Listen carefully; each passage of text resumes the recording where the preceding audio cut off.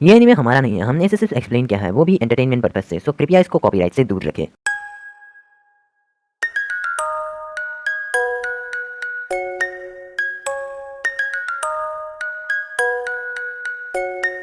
तो पिछले एपिसोड में हमने देखा कि थर्ड होकागे, सेकंड होकागे और फर्स्ट होकागे से फाइट करते हैं, जिसके बाद वो मंकी किंग एनमा को समन करते हैं और हम देखते हैं कि ओरोचिमारू भी उसके बाद इस फाइट को ज्वाइन करता है। फिर हम देखते हैं कि सास्के और टेमारी के बीच फाइट होती है और सास्के की टेमारी को हरा देता है और आखिर में हम देखते हैं कि लॉर्ड होकागे ओरोचिमारू को सील करने के लिए गॉड ऑफ डेथ को बुलाते हैं। अब आगे तो सबसे पहले Lord होकागे shadow clone jutsu use करके रिपर डेथ सील जुत्सु को रिलीज करते हैं, जिस वजह से उनके पीछे शिनिगामी या मैं कहूँ तो गॉड ऑफ डेथ की एक परछाई बन जाती है। तभी उसी वक्त लॉर्ड सेकंड एक गेन जुत्सु करते हैं जिसका नाम है इन्फिनाइट डार्कनेस। इस जुत्सु से पूरे जगह में अंधेरा छा जाता है, इस वजह से लॉर्ड होकागे को कुछ भी ठीक से दिखाई नहीं देता। तो इसी अंधेरे का फायदा उठाकर लॉर्ड फर्स्ट और लॉर्ड सेकंड उन पर अंधाधुन हमला करते हैं, पर हमारे लॉर्ड होकागे उनके सभी हमलों को अच्छी तरह से ब्लॉक करके अंधेरा होने के बावजूद भी उन दोनों को अपने शैडो क्लोन से पकड़ने में कामयाब हो जाते हैं। इस वजह से गेंजुत्सु का असर खत्म हो जाता है और सब कुछ अच्छे से दिखाई देने लगता है। लॉर्ड होकागे अपने शैडो क्लोन से लॉर्ड फर्स्ट और लॉर्ड सेकंड होकागे को गॉड ऑफ डेथ में सील कर देते हैं। तभी वो दोनों जाने से पहले लॉर्ड होकागे से माफी मांगते हैं और बोलते हैं कि हमें तुम पर गर्व है। उनके सोल सील होने के बाद रीएनिमेशन जुत्सु खत्म हो जाता है। तभी हम देखते हैं कि लॉर्ड फर्स्ट और लॉर्ड सेकंड के सोल को बॉडी के रूप में ट्रांसफॉर्म करने के लिए ओरोचिमारू ने इन दोनों शरीरों का इस्तेमाल किया है। तभी लॉर्ड होकागे ओरोचिमारू से बोलते हैं, ओरोचिमारू तुम्हें हमारे पूर्वजों से सीख लेनी चाहिए, लेकिन तुमने उन लोगों का इस्तेमाल किया। जिसमें ओरोचिमारू बोलता है कि हो गया तुम्हारा सेंसे, अपनी बकवास बंद करो और मुझे बताओ कि वो जुत्सु क्या था जिसके बारे में मुझे नहीं पता। जिसमें लॉर्ड होकागे बोलते हैं, चिंता मत करो, तुम्हें जल्दी ही पता चल जाएगा। ये कहने के बाद लॉर्ड होकागे अपने स्टाफ से ओरोचिमारू से फाइट करते हैं और मौका देखते ही उसके शरीर को पकड़कर फिर से reaper death seal jutsu use करते हैं। वेल अब वो स्टाफ वापस मंकी किंग में ट्रांसफर हो जाता है। उन दोनों होकागे की तरह ही god of death third Hokage के शरीर के आर पार करके अपना हाथ ओरोचिमारू के सोल को निकालने के लिए लेते हैं। उसे बिल्कुल भी समझ में नहीं आ रहा है कि उसको इतनी तकलीफ क्यों हो रही है, लेकिन एक चीज वो जानता है कि उसके साथ कुछ बहुत बुरा होने वाला है। अभी हम देखते हैं कि ओरोचिमारू अपने ग्रास स्वॉर्ड को अभी भी कंट्रोल कर सकता है। वो अपने ग्रास स्वॉर्ड को हवा में उड़ाकर तेजी से लॉर्ड होकागे की तरफ लेता है। उसी वक्त मंकी माउस स्वॉर्ड को पकड़ लेता है, लेकिन इसका कोई फायदा नहीं होता क्योंकि वो स्वॉर्ड लॉर्ड होकागे के आर पार हो चुकी है। लेकिन इसके बाद भी वो हार नहीं मानते, उसके सोल को निकालने की वो पूरी कोशिश करते हैं। तभी ओरोचिमारू पूछता है, सारुतोबी सेंसे तुम उस तलवार से बचे क्यों नहीं? जिसमें लॉर्ड होकागे बोलते हैं, इसकी कोई जरूरत नहीं। अपने दुश्मन की आत्मा को निकालने के लिए जो लोग रिपर डेथ सील यूज करते हैं उनको अपनी खुद की जिंदगी भी कुर्बान करनी पड़ती है। जुत्सु काफी महंगा है, जब तुम्हारी आत्मा शिनिगामी के अंदर कैद हो जाएगी तब मैं भी मर जाऊंगा। जिसमें ओरोचिमारू बोलता है, बेवकूफ बुड्ढे, तुम इसमें कामयाब नहीं हो पाओगे। दूसरी तरफ हमारे विलेज के निंजास हिडन सन विलेज के निंजास के साथ लड़ रहे हैं और वो बड़ा सा 3 सिर वाला सांप विलेज में तबाही मचा रहा है। लगभग बहुत से घरों को तोड़ चुका है। वेल इबिको मरीनो उसे मारने की कोशिश करते हैं, लेकिन उस बड़े से सांप को मार पाना इनके लिए जरा भी आसान नहीं। उसी वक्त एक आवाज सुनाई देती है, निंजा आर्ट समनिंग जुत्सु। अभी वहाँ पर एक बड़ा सा फ्रॉग समन होकर उस सांप के ऊपर ही जबरदस्त लैंडिंग करता है। इस वजह से उसके मुंह से खून निकलकर वो वहीं पर मर जाता है। वेल वहाँ पर मौजूद इबिको मोरिनो और बाकी निंजास ये देखकर चौंक जाते हैं और वो लोग देखते हैं कि उस फ्रॉग के ऊपर बैठे हैं वन ऑफ द लेजेंडरी स्टानिन मास्टर जिराया।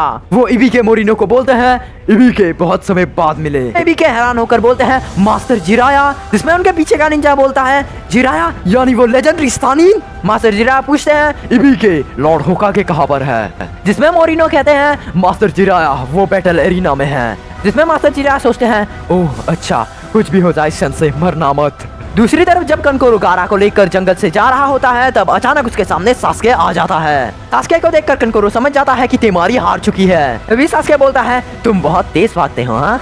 जिसमें कनकोरो बोलता है, तुम्हें किसने कहा कि मैं भाग रहा हूँ? मैं तुम्हें हराऊंगा, मुझे कोई दिक्कत नहीं है। इसी वक्त वहाँ पे तेमारी आ जाती है। उसे देखकर कनकोरो बोलता है, तेमारी शुक्र है तुम ठीक हो। जिसमें तेमारी बोलती है, कनकोरो हमारे पास ज्यादा समय नहीं है। जिसमें कनकोरो बोलता है, मैं जानता हूँ हमें गारा को तब तक बचा कर रखना होगा जब तक वो रिकवर नहीं हो जाता, इसीलिए कहता हूँ तेमारी तुम यहाँ से जाओ, तुम्हारी हालत ठीक नहीं है। इस उचिहा को अब मैं संभालता हूँ, जाओ यहाँ से।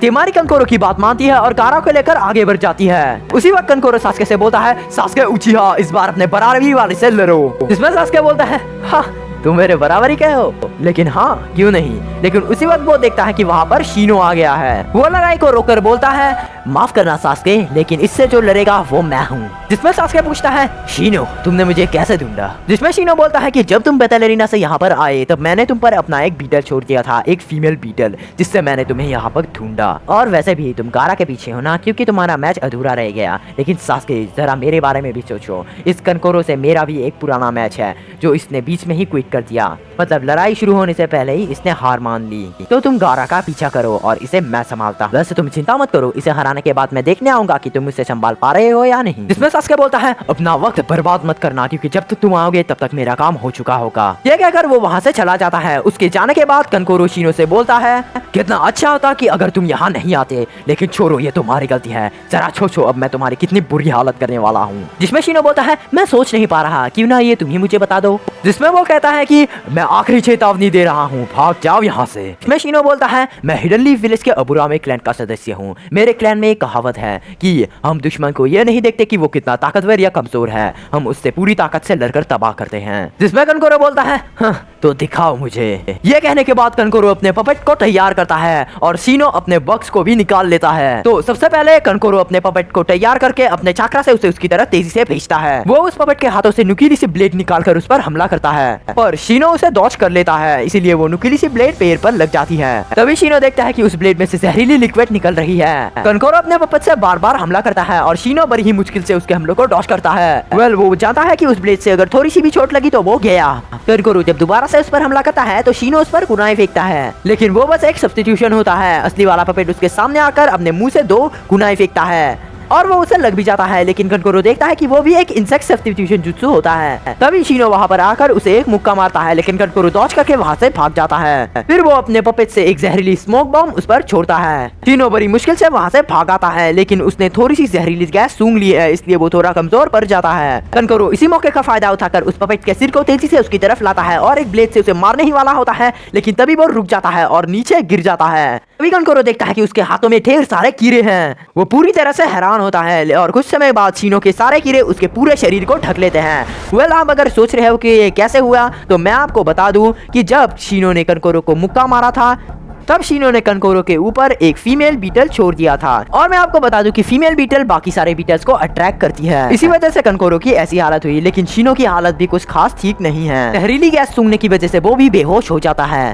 दूसरी तरफ एकेडमी में सारे स्टूडेंट्स इंक्लूडिंग कोनोहामारू उन सबको एक स्पेशल चेंबर में टीचर्स ले जाते हैं। तभी कोनोहामारू देखता है कि उनका पूरा विलेज जल रहा है। यह देखकर वो और उसके दोस्त डर जाते हैं। तभी इरुका से बताते हैं कि ये इतना बदतर नहीं है जितना दिख रहा है। इरुका से ऐसा इसलिए बोलते हैं कि वो नहीं चाहते कि बच्चे ज्यादा टेंशन ले। और यहाँ जंगल में तेमारी गारा को लेकर जाते समय गारा को होश आ जाता है। तेमारी को बोलता है, तेमारी मुझे नीचे रखो। ये बोलते ही तेमारी रुक जाती है। तभी वो बोलती है, गारा हम यहाँ रुक नहीं सकते, हमें चलना चाहिए। जिसमें गारा बोलता है, तुम मुझे परेशान कर रही हो, मुझे अकेला छोड़ दो। ये कहकर वो अपनी ही बहन को एक जोरदार मुक्का मारते हैं, जिससे वो जाकर पेड़ से टकरा जाती है। ठीक उसी वक्त वहाँ पर सास्के आ जाता है। गारा बोलता है, तो आखिर तुम आ ही गए। जिसमें सास्के बोलता है, तुम सैंड विलेज के नमूनों का क्या इरादा है मुझे नहीं पता, लेकिन गारा मैं तुम्हारी असलियत जानना चाहता हूँ कि तुम असल में क्या हो। जिसमें गारा कहता है, सास्के उचिहा, कुछ बातों में हम दोनों एक जैसे हैं। तुम किसी ना किसी मकसद से ताकतवर बनना चाहते हो, लेकिन मेरा मकसद अलग है। मैं तुम्हें मारकर अपने आप को ये एहसास दिलाऊंगा